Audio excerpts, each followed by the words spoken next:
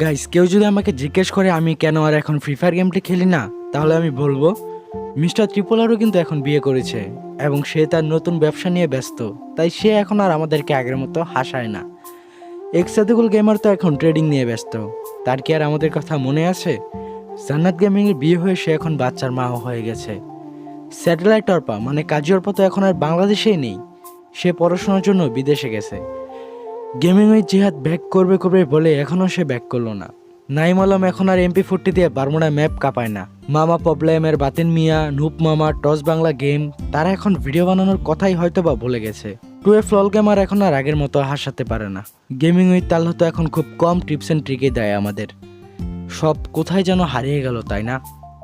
হ্যাঁ, এখন কমিউনিটিতে অনেক ভালো ভালো ক্রিয়েটর এসেছে বা হয়েছে, তবে আগের কমিউনিটিটা ছিল দুর্দান্ত। কি ছিল না সেখানে? কথায় আছে না, ওল্ড ইজ গোল্ড।